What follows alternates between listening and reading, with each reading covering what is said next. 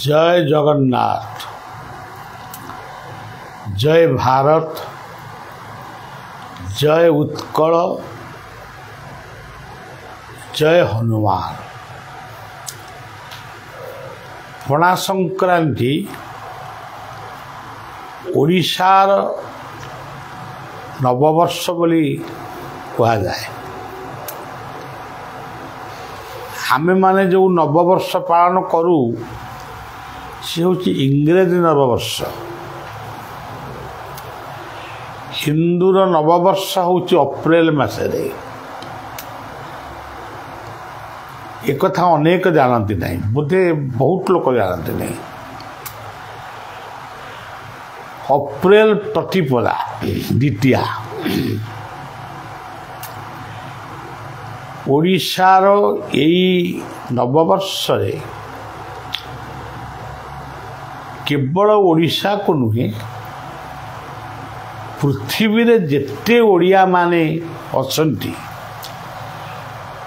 समस्त को शुभेच्छा जनइबा सहित पृथ्वीर जेते हिंदू माने अछंती सनातनी हिंदू सेमान को शुभेच्छा जनाऊँगी। ता सहित आम विश्व आम पृथ्वीर जेते देश जो धर्मर हूँ ना कहीं आज ये जो दुर्दिन पड़ी विभिन्न गंडगोल चली मोटामोटी भाव में समस्त शुभकामना करुँच। प्रचंड खरा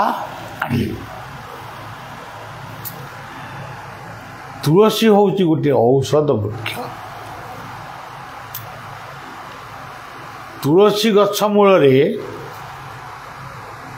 गोटे ठेकी बसा जाए, गोटे माटी हांडी छोट गोटे शिकारे से हांडी की रखा जाए। से हांडी कि छिद्र हुए। प्रत्येक दिन गृहकर्ता तादरे पानी ढालती। से बिंदु बिंदु ही जल गुड़िक तुलसी मूल पड़े। माटी ओदा रुहे, तुलसी गछ बंचे। आमर पूर्वाचार्य महापुरुष माने गोटे औषध गछ को बंचाई केते परिश्रम करिसेंती, केते बड़ चिंता करिसेंती। आमर किछि सनातन धर्म को केंद्र करी गोटे अद्वैतवाद नाम रे किछि व्यक्ति माने अद्वैतवाद को प्रचार करुचंती। यह स्वागत योग्य। तेबे तुलसी को निंदा करिबा यह होछि से मानकर अनभिज्ञतार परिचय। से माने ज्ञान जानिचंती किंतु विज्ञान जानि नांती। तुलसी हो बिल्वपत्र हो ये शरीर पे अत्यंत अत्यंत दरकार। तेबे ये हनुमान होचंती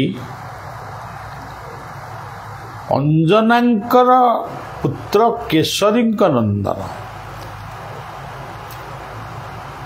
यहांकर आधार होची मुख्य आधार होची पवन। से जो असाध्य कार्य सब करुले से प्रमाण कर देइचंती योग ध्यान आसन प्राणायाम द्वारा ही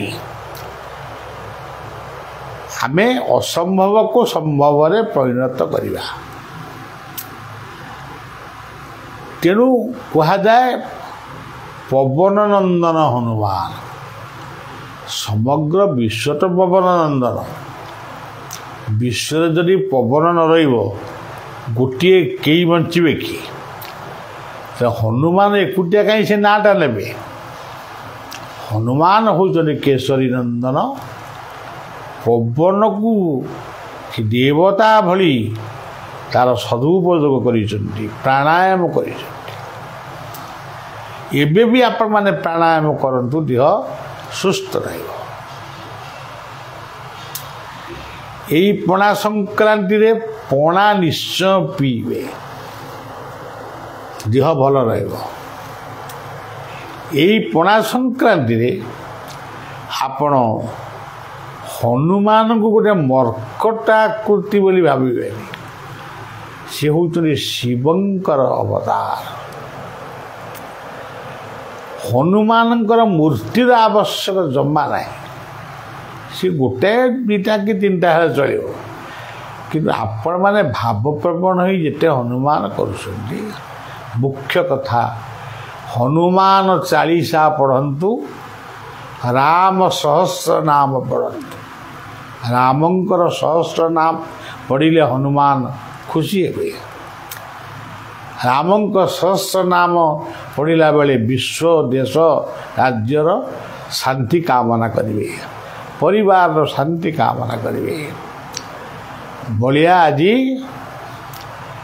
ଅନୁଗୁଳ ନାଲକୋରେ ଅଛି। ଏଠି ଗୋଟିଏ 4 ଦିନିଆ ଗୀତା କଥା ଟିକେ କହି ମହାଲୁଣ୍ଡା ଗ୍ରାମର ପିଲାମାନେ ଯୁବକମାନେ ଗୋଟେ ଆୟୋଜନ କରିଛନ୍ତି। ସେଠି 2 ଦିନ କହି ଆଶ୍ରମକୁ ଫେରିବି। এই ପବିତ୍ର ପଣା ସଂକ୍ରାନ୍ତିରେ ସମସ୍ତଙ୍କୁ ଶୁଭେଚ୍ଛା ଦେଇ ଆଜିର କଥାକୁ ଏଇଠି ବିଶ୍ରାମ ଦେଉଛି। ରାମ ଲକ୍ଷ୍ମଣ ଜାନକୀ ଜୟ ବୀର ହନୁମାନ କି, ଜୟ ବୀର ହନୁମାନ କି, ଜୟ ଭକ୍ତ ହନୁମାନ କି, ଜୟ ବୀର ହନୁମାନ କି, ଜୟ ଭକ୍ତ ହନୁମାନ କି। ହ କହିଲେ ହରି, ହ କହିଲେ ହରି। ସମସ୍ତଙ୍କ ଦୁଃଖ ଯିଏ ନିଅନ୍ତି ସେ ହରି। ନୁ କହିଲେ ନୁମ, ଗୁରୁଜନମାନଙ୍କୁ ପ୍ରଣାମ କର। ମା କହିଲେ ମାଟି ମାକୁ ସମ୍ମାନ ପ୍ରଦର୍ଶନ କର। ନ କହିଲେ ତୁମେ ଯେତେ ବଡ଼ ଜନର ମାଲିକ ହେଲେ ବି ତୁମେ ନମ୍ରତା ଗୁଣକୁ ଆଚରଣ କର। ଇଏ ହେଉଛନ୍ତି ହନୁମାନଙ୍କର ଗୋଟିଏ ବ୍ୟାଖ୍ୟା। ଆହୁରି ଅନେକ ବ୍ୟାଖ୍ୟା ଅଛି। ଅଗଣିତ ସନାତନୀ ହିନ୍ଦୁ ଏବଂ ସବୁ ଧର୍ମ ସମସ୍ତଙ୍କୁ ପ୍ରଣାମ ଜଣାଉଛି। ବାୟୁର୍ଜମଗ୍ନି ବରୁଣ ଶଶାଙ୍କ ପ୍ରଜାପତିଷ୍ଟୋଂ ପ୍ରପିତା ମହସ୍ତ ନମୋ ନମସ୍ତେ ତୁଷହୃତ୍ୱା ପୁନଶ୍ଚ ଭୂୟୋପି ନମୋ ନମସ୍ତେ। ପ୍ରଭୁ ସମସ୍ତଙ୍କର ମଙ୍ଗଳ କରନ୍ତୁ। ଆନନ୍ଦ କବା ହରି ବୋଲ।